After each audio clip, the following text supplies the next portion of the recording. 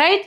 ఇక కేటీఆర్ అన్న నా కుటుంబాన్ని ఆదుకో, నా చావుకు కాంగ్రెస్ నాయకుడే కారణం, 10 లక్షల భూమిని కబ్జా చేసిండు, నా బిడ్డ పెళ్లికి ఏమీ లేకుండా చేసిండు, ఫిర్యాదు చేస్తే నాపైనే కేసు పెట్టిండ్రు, సూసైడ్ నోట్ రాసి బీఆర్ఎస్ మాజీ ఎంపీటీసీ కుంటయ్య ఆత్మహత్య, దిగ్భ్రాంతి వ్యక్తం చేసిన కేటీఆర్ అని చెప్పేసి ఈడ వార్త చూస్తా ఉన్నాం.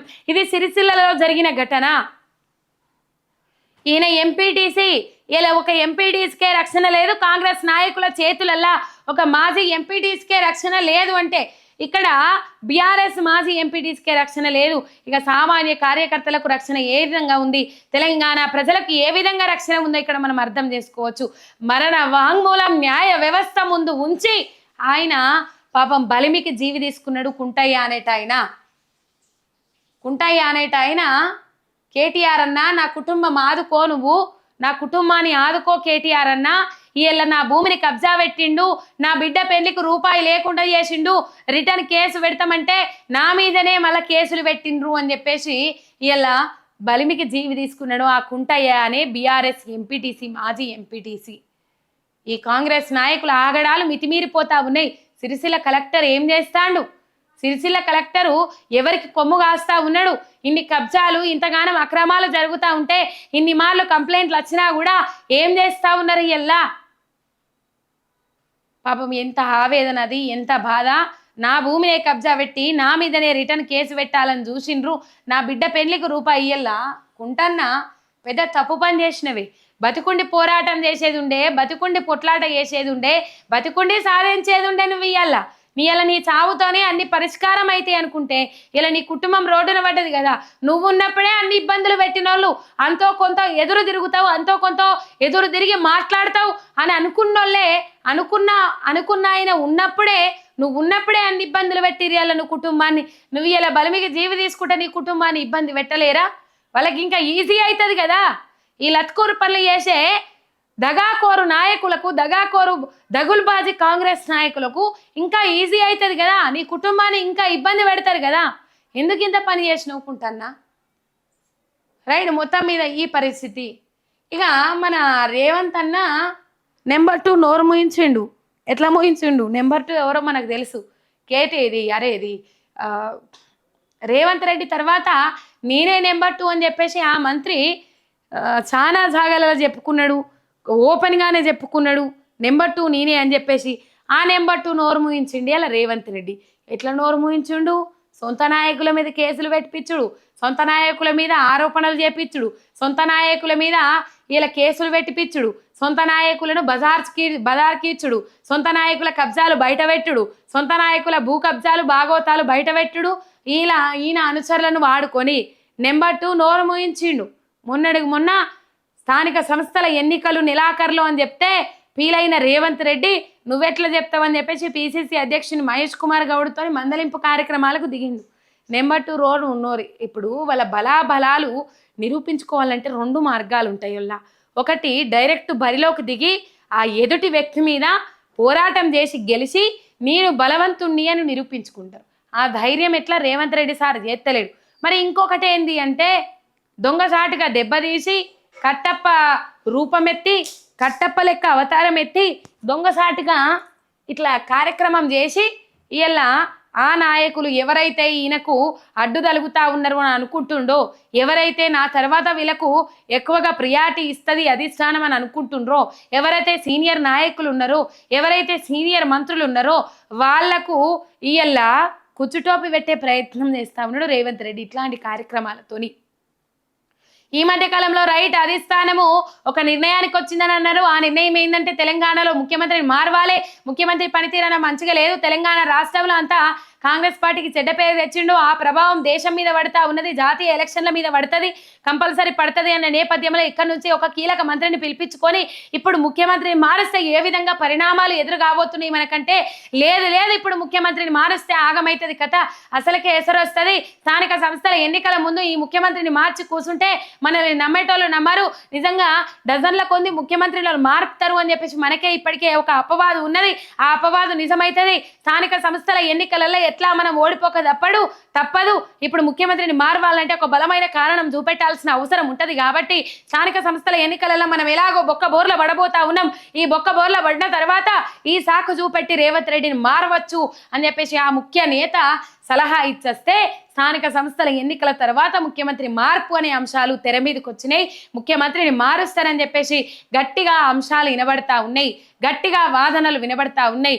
ఈ ముచ్చట చెవుల పడ్డ రేవంత్ రెడ్డి ఇవాళ ఏం చేస్తా ఉన్నాడంటే, నాకు పోటీగా వీళ్ళు ఉంటారు, నా తర్వాత వీళ్ళే, నా తర్వాత వీళ్ళకు ప్రియారిటీ ఇస్తారు, నాకు పోటీగా వస్తా ఉన్నారు, నెంబర్ 2 స్థానంలో నిలబడాలనుకుంటున్నారు అన్నోళ్ళని ఏం చేస్తా ఉన్నాడు రేవంత్ రెడ్డి అంటే, ఒక కట్టప్ప అవతారం ఎత్తి ఒకప్పుడు ప్రభుత్వంలో చక్రం తిప్పిన నేత, పోటీ వస్తున్నాడని అనగదొక్కిన ముఖ్య నేత, పోటీ వస్తున్నాడని అనగదొక్కిన ముఖ్య నేత, కేంద్ర ఏజెన్సీల వరుస దాడులతో తగ్గిన పరపతి, నిన్న మొన్నటి దాకా ఇతర శాఖల్లోనూ వేలు, ఇప్పుడు తన శాఖకే పరిమితమైన గప్చుపు, సొంత పార్టీ నాయకుల నుంచే 30% ఆరోపణలు, భూముల వ్యవహారాలపై కోర్టుల్లో కేసులు, శాఖలు మార్చాలని అధిష్టానానికి ఎమ్మెల్యేల ఫిర్యాదుల వెల్లువ అని చెప్పేసి, రెవెన్యూ శాఖలో అవినీతి జరిగింది అని చెప్పేసి ఎమ్మెల్యేలతోనే ఫిర్యాదుల వెల్లువ, 30% సొంత పార్టీ నాయకుల నుంచే వ్యతిరేకత వచ్చేటట్టు చేసిండు ఆ ముఖ్య నేతకు రేవంత్ రెడ్డి.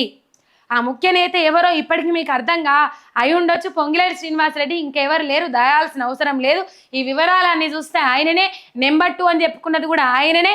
అందుకని ఐటీ రైడ్స్ జరిగినాయి, ఈడీ రైడ్స్ జరిగినాయి, కేంద్ర సంస్థల నుంచి రైడ్స్ జరిగినాయి కూడా ఇక్కడ పొంగిలేటి శ్రీనివాసరెడ్డి మీదనే. పొంగిలేటి శ్రీనివాసరెడ్డి మీద జరిగిన రైడ్స్ తర్వాత గప్చుప్ అయినరు అందరూ. మళ్ళీ ఆ లెక్కలు బయట పెడతాం, ఆ వివరాలన్నీ బయట పెడతాం అని చెప్పేసి భయపెట్టిండు పొంగిలేటి శ్రీనివాసరెడ్డిని. అందుకే ఇలా పొంగిలేటి శ్రీనివాసరెడ్డి నోరు తెరుస్తలేడు. నిన్న మొన్న స్థానిక సంస్థల ఎన్నికల గురించి మాట్లాడినప్పుడు కూడా గుస్సా అయిండు రేవంత్ రెడ్డి, తీవ్రమైన అసహనం వ్యక్తం చేసిండు. ఆయన ఎట్లా చెప్తాడు, ఆయననా ముఖ్యమంత్రి నేనా అని చెప్పేసి అసహనం వ్యక్తం చేసిండని అంటారు. కాకపోతే రేవంత్ రెడ్డి మళ్ళీ పొంగిలేటి శ్రీనివాసరెడ్డితో చెప్పించిండని ముచ్చట్లు కూడా కొంతమంది బీసీ నాయకులు మాట్లాడుతూ ఉన్నారు. ఈ రెండిట్లలో ఏది వాస్తవం అయినప్పటికీ కూడా పొంగిలేటి శ్రీనివాసరెడ్డి చేతులకు బ్రేక్ కట్టేసిండు, అడ్డుకట్ట వేసిండు రేవంత్ రెడ్డి అనేది మాత్రం వాస్తవం. ఇట్లనే పొంగిలేటి శ్రీనివాసరెడ్డిని ఏ విధంగా నేను అడ్డుకైతే వేసిండో, ముంగడికి పోతుండో, అట్లనే వేరే నాయకులకు కూడా అడ్డుకట్ట వేసి వాళ్లకు పోటీ వస్తున్నాడు, సీనియర్ నాయకులు వీళ్ళు అని అన్నప్పుడు మొత్తం మీద కట్టప్ప అవతారం ఎత్తి రేవంత్ రెడ్డి వాళ్ళని ఆగం చేస్తున్నాడు అనేది మాత్రం వాస్తవం. ఇట్లా చిక్కుముళ్ళు వేసి ఉక్కిరి బిక్కిరి చేసి వాళ్ళని ఆగం చేస్తా ఉన్నాడు అనేది ఇక్కడ వార్త హైలైట్. ఇక ఇప్పుడు తన శాఖకే పరిమితమై గప్చపు సొంత పార్టీ నాయకుల నుంచే 30% ఆరోపణలు వచ్చేటట్టు చేసిండు రేవంత్ రెడ్డి పొంగిలేటి శ్రీనివాసరెడ్డి మీద. శాఖలు మార్చాలని అధిష్టానానికి ఎమ్మెల్యేల ఫిర్యాదుల వెలువ. డైరెక్ట్ అధిష్టానానికే ఫిర్యాదులు ఇచ్చేటట్టు చేస్తా ఉన్నారట. ఇక ఆ మంత్రి ఏమన్నా తక్కువ ఉన్నాడా, 4 ఎమ్మెల్యేలను ఎంబడ పెట్టుకొని ఆ 4 ఎమ్మెల్యేలతోని పిటిషన్ వేయించినని ముచ్చట్లు కూడా బయటకు వస్తా ఉన్నాయి హైకోర్టులో. రైట్, ఇది ఇక కాంగ్రెస్ పార్టీలో కట్టప్ప గుంపులో ఉన్న వ్యక్తి తానే సమర్థుడని నిరూపించుకునేందుకు 2 మార్గాలు ఉంటాయి. అయితే నేరుగా అందరితో పోటీ పడి తన సామర్థ్యాన్ని ప్రదర్శించి నిరూపించుకోవడం, లేదంటే తనకు పోటీ అనుకునే వారిని పరోక్షంగా దెబ్బగొట్టి వారిని అసమర్థులని చూపడం. ప్రస్తుతం అధికార పార్టీలో ఇలా 2వ రకం పోరే నడుస్తూ ఉన్నది. ఇదే పోరు నడుస్తూ ఉన్నది, 2వ రకం పోరే నడుస్తూ ఉన్నది అధికార పార్టీలో. ఫస్ట్ రకం పోటీలో డైరెక్ట్ బరిలో దిగి సమర్థుడని నిరూపించుకోవడం. ఇక రెండోది దొంగ దెబ్బ తీసి దొంగ సాటుగా అజ్జేసి ఇలా కట్టప్ప అవతారం ఎత్తి దొంగ దెబ్బ తీసి వెన్నుపోటు పొడిచి వాళ్ళ అసమర్థులని చెప్పేసి నిరూపించడం. పాలనా పరంగా ముఖ్య నేత విఫలమయ్యారని ఇప్పటికే ఢిల్లీ పెద్దలకు అర్థమై ప్రత్యామ్నాయం కోసం అన్వేషిస్తున్నట్టు ప్రచారం జరుగుతున్నది. ఈ పరిస్థితిని ఏడాది ముందే ఊహించిన ఆ ముఖ్య నేత తనకు పోటీ అని భావించిన నేతలను రాజకీయ ఉచ్చులో పడేసి వారిపై అవినీతి అసమర్థ ముద్రలు మనం చూసినాం.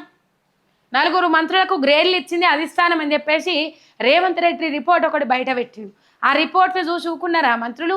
ABCD అని చెప్పేసి 3 మంత్రులకు C గ్రేడు, 1 మంత్రికి D గ్రేడ్ వచ్చిందని చెప్పేసి ఈ గ్రేడ్లు బయట పెట్టిండు రేవంత్ రెడ్డి. మరి నువ్వే పాటి పని చేస్తానో, నువ్వే పాటి పలగొడతానో, నువ్వే పాటి పని చేస్తానో, మరి నీకే పాటి గ్రేడ్ ఇచ్చిందని చెప్పేసి చెప్పమన్నారు.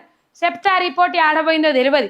మొత్తం మీద ఈ రిపోర్టు కూడా అందులో భాగమే అని చెప్పేసి ముచ్చట మాట్లాడుతూ ఉన్నారు. రైట్, వేయించడంలో అసమర్థ ముద్రలు వేయించడంలో సఫలమైన చర్చ కొనసాగుతూ ఉన్నది. ముఖ్య నేత తమకు ప్రాధాన్యం ఇచ్చినట్టే ఇచ్చి నిండా ముంచారని, తమ వేలుతో తమ కన్నునే పొడిపించారని సదరు మంత్రులు వాపోతున్నారు.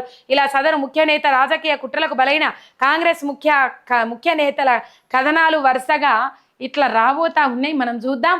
మొత్తం మీద కట్టప్ప అవతారం ఎత్తిండు రేవంత్ రెడ్డి. తనకు అడ్డగా వస్తున్న నాయకులు ఎవరైనా సరే, ఇంత సీనియర్లోనే సరే, నిజంగా రాజకీయాలలో సఫలమైండు అని ఇందుకే అన్నారు రేవంత్ రెడ్డి. రాజకీయాలు చేసుట్లా సఫలమైండు, పరిపాలనలో అడ్మినిస్ట్రేషన్లో ఫెయిల్ అయిండు, పూర్తిగా అటర్ ఫ్లాప్ అయిండు. కానీ ఇట్లా రాజకీయాలు చేసుట్లా మొత్తం మీద సఫలమైండు రేవంత్ రెడ్డికి. అందుకే ఇలా ముఖ్యమంత్రి అయిండు అని చెప్పేసి మాట్లాడుకుంటా ఉన్నారు. ఇట్లా ముఖ్య నేతలను ఉచ్చులో పడేస్తా ఉన్నాడు రేవంత్ రెడ్డి.